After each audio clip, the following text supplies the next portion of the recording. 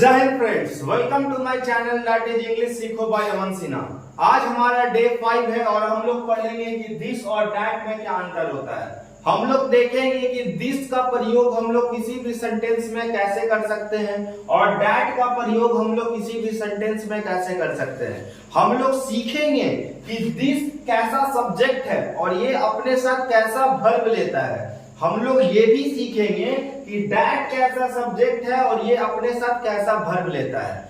इस दिस और दैट को पढ़ने का मकसद है कि अगर हम लोग किसी सेंटेंस में दिस और दैट का प्रयोग कर रहे हैं तो उसका यूज एकदम हमारे तरफ से सही होना चाहिए। अगर हम किसी सेंटेंस को लिख रहे हैं और वहां पर दिस आ रहा है, अगर हम किसी सेंटेंस को लिख रहे हैं और वहां पर दैट आ रहा है, तो इस दिस और दैट के साथ आने वाला वर्ब कैसा होगा, इस दिस और दैट के साथ आने वाला नाउन कैसा होगा।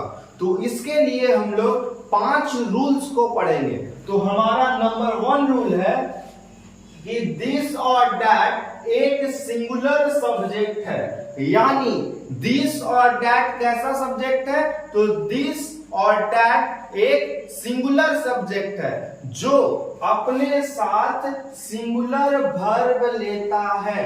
यानी मैंने पिछले कई वीडियोज में बताया है कि अगर हमारा सब्जेक्ट सिंगुलर हो तो उसके साथ आने वाला वर्ब भी सिंगुलर होता है। उसी तरीके से अगर हमारा सब्जेक्ट प्लूरल हो तो उसके साथ आने वाला वर्ब भी प्लूरल होता है। तो यहां पर दिस और दैट कैसा सब्जेक्ट है, तो दिस और दैट सिंगुलर सब्जेक्ट है, तो इसके साथ आने वाला वर्ब भी कैसा होगा, सिंगुलर होगा। सेकेंड रूल क्या बोलता है कि दिस और दैट के साथ हम लोग प्रेजेंट टाइम में इज तथा पास्ट टाइम में वाज का प्रयोग करते हैं। यानी इसका बोलने का मतलब है कि हमारे पास अगर दिस का प्रयोग और दैट का प्रयोग प्रेजेंट टाइम में करना है तो वहां पर हम लोग इज का प्रयोग करेंगे, ठीक है। अगर उसका हमको यूज पास्ट टाइम में करना है तो उसके लिए हम लोग वाज का प्रयोग करेंगे, ठीक है। जैसे हमारे पास 3 टाइम होता है, प्रेजेंट टाइम, पास्ट टाइम और फ्यूचर टाइम। तो अगर हमको दिस और दैट का प्रयोग प्रेजेंट में करना है, प्रेजेंट का मतलब अभी, अभी जो चल रहा है, जो बीत गया वो पास्ट, जो आने वाला है वो फ्यूचर और जो अभी है वो प्रेजेंट। तो दिस और दैट के साथ हम लोग प्रेजेंट टाइम में किसका यूज करते हैं, तो दिस और दैट के साथ हम लोग प्रेजेंट टाइम में इज का यूज करते हैं। तथा पास्ट टाइम में इसी दिस और दैट के साथ किसका यूज करते हैं, तो पास्ट टाइम में इसी दिस और दैट के साथ हम लोग वाज का प्रयोग करते हैं। तो हम लोगों ने सीखा कि दिस और दैट सिंगुलर सब्जेक्ट है, उसके साथ आने वाला वर्ब सिंगुलर होता है, और इज कैसा वर्ब है, सिंगुलर वर्ब। वाज कैसा वर्ब है, सिंगुलर वर्ब। लेकिन इज का प्रयोग हमेशा हम लोग प्रेजेंट टाइम में करते हैं, ऐसा समय जो अभी है प्रेजेंट में, और वाज का प्रयोग हम लोग पास्ट टाइम के लिए करते हैं, यानी ऐसा समय जो बीत गया। प्रेजेंट मतलब अभी, टाइम मतलब समय, अभी का समय। पास्ट का मतलब जो बीत गया, टाइम का मतलब समय, तो पास्ट टाइम का मतलब बीता हुआ समय। थर्ड पॉइंट क्या है कि दिस और दैट के साथ आने वाला नाउन भी सिंगुलर होता है। दिस और दैट एक सिंगुलर सब्जेक्ट है, दिस और दैट के साथ आने वाला वर्ब भी सिंगुलर होता है। तीसरा पॉइंट के अनुसार दिस और दैट के साथ आने वाला नाउन भी सिंगुलर होता है। यानी अगर हम कुछ एग्जांपल बोलते हैं, this is a chair, this कैसा सब्जेक्ट, सिंगुलर सब्जेक्ट, इज कैसा वर्ब, सिंगुलर वर्ब, उसके साथ आने वाला नाउन कैसा नाउन, सिंगुलर नाउन। यानी दिस जो है वो सिंगुलर सब्जेक्ट है, अपने साथ सिंगुलर वर्ब लेता है। कब, पास्ट टाइम में भी प्रेजेंट टाइम में भी, लेकिन प्रेजेंट टाइम में इज लेगा और पास्ट टाइम में वाज लेगा। और ये अपने साथ आने वाला नाउन भी सिंगुलर लेता है। तो चौथा पॉइंट है, दिस का हिंदी अर्थ यह होता है और डैट का हिंदी अर्थ वह होता है। यानी अगर हम बोल रहे हैं कि यह एक कुर्सी है तो यह के लिए हम क्या यूज करेंगे, दिस। लेकिन हम बोल रहे हैं वह एक कुर्सी है तो वह के लिए हम क्या यूज करेंगे, डैट। यह एक मार्कर है, दिस। वह एक मार्कर है, डैट। यह एक पंखा है, दिस। वह एक पंखा है, डैट। तो दिस का हिंदी अर्थ क्या होता है, यह।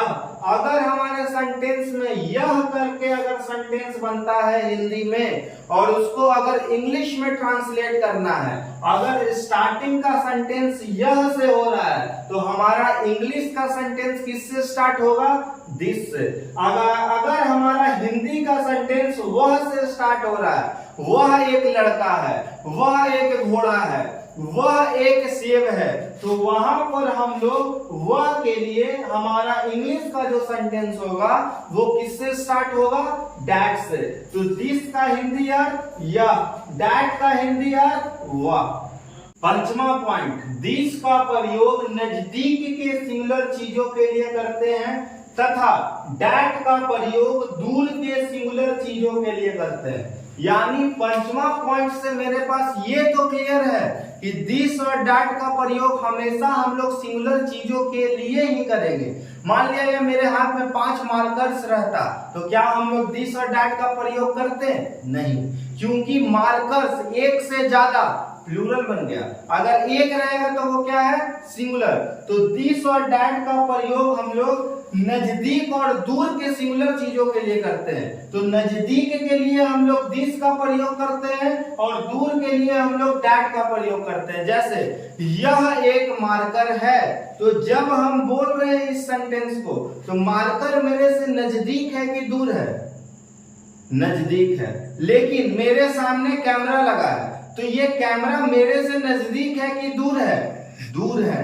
तो this is a marker, that is a camera, ठीक है। तो दिस का प्रयोग हम लोग नजदीक के सिंगुलर चीजों के लिए करते हैं क्योंकि ये सिंगुलर था और मेरे से नजदीक था। और डैट का प्रयोग हम लोग दूर के सिंगुलर चीजों के लिए करते हैं। कैमरा मेरे से दूर है लेकिन हम भी कैमरे से दूर हैं। तो जब हम बोल रहे हैं और वो चीज मेरे से नजदीक है तो दिस का प्रयोग करेंगे।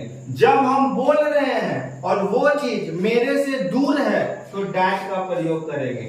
अब हम लोग कुछ सेंटेंसेस को देखते हैं। जैसे यह एक कलम है, तो सेंटेंस जो हिंदी का मेरा जो वाक्य है वो किससे शुरू हो रहा है, तो हिंदी का मेरा जो वाक्य है वो यह से शुरू हो रहा है। और यह को इंग्लिश में क्या बोलते हैं, दिस।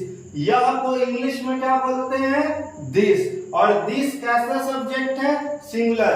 तो इसके साथ वर्ब कैसा आएगा, सिंगुलर। और दिस सिंगुलर सब्जेक्ट भी होता है, अपने साथ सिंगुलर वर्ब भी लेता है और अपने साथ आने वाला नाउन भी सिंगुलर लेता है। तो यह एक कलम है, this is a pen. Second sentence, वह एक कुर्सी है। जब हम बोल रहे हैं यह, तो वो कलम जो था, वो पेन जो था, वो मेरे से नजदीक होगा कि दूर होगा, नजदीक होगा। लेकिन हम बोल रहे हैं वह एक कुर्सी है, तो जब हम बोल रहे हैं वह, तो कुर्सी मेरे से दूर होगा कि नजदीक होगा, दूर होगा। क्योंकि वह का प्रयोग हमेशा हम लोग दूर के सिंगुलर चीजों को इंडिकेट करने के लिए करते हैं। तो वह जो है उसका इंग्लिश अर्थ क्या होता है, डैट। वह एक कुर्सी है, that is a chair. That कैसा सब्जेक्ट, सिंगुलर। उसके साथ आने वाला वर्ब सिंगुलर और उसके साथ आने वाला नाउन सिंगुलर। थर्ड सेंटेंस, यह एक सेब है। यानी अगर मेरे हाथ में कुछ है और किसी को हम बता रहे हैं कि यह एक सेब है, तो वो सेब मेरे से दूर है कि नजदीक, नजदीक। तो इसलिए हम लोग यह के लिए हम लोग इंग्लिश में क्या यूज दिस, यह एक सेब है। दिस इज एन एप्पल, क्योंकि ए क्या है, वॉवेल, उसके साथ कैसा आर्टिकल्स, ए की एन। यहां पर चेयर क्या था, यहां पर चेयर में सी क्या था, कॉन्सोनेंट, तो उसके साथ आने वाला आर्टिकल ए की एन, ए। यहां पर पेन में पी क्या था, कॉन्सोनेंट, तो उसके साथ आने वाला आर्टिकल ए की एन, ए। वह एक लड़का है, यानी वह जो लड़का होगा वह मेरे से दूर होगा कि नजदीक होगा, दूर होगा, क्योंकि यहाँ पे क्या आ रहा है, वह, और वह को इंग्लिश में क्या बोलते हैं, डैट, और डैट कैसा सब्जेक्ट, सिंगुलर, उसके साथ आने वाला वर्ब सिंगुलर, उसके साथ आने वाला नाउन सिंगुलर। वह एक लड़का है, डैट इज अ बॉय। तो हम लोगों ने दिस और डैट के बारे में 5 रूल्स पढ़ा कि दिस और डैट एक सिंगुलर सब्जेक्ट है, दिस और डैट अपने साथ सिंगुलर नाउन लेता है, दिस और डैट अपने साथ सिंगुलर वर्ब लेता है, दिस का हिंदी अर्थ यह होता है और डैट का हिंदी अर्थ वह होता है। दिस का प्रयोग हम लोग नजदीक के सिंगुलर चीजों को इंडिकेट करने के लिए करते हैं और डैट का प्रयोग हम लोग दूर के सिंगुलर चीजों को इंडिकेट करने के लिए करते हैं। तो आपको ये वीडियो अच्छा लगा होगा।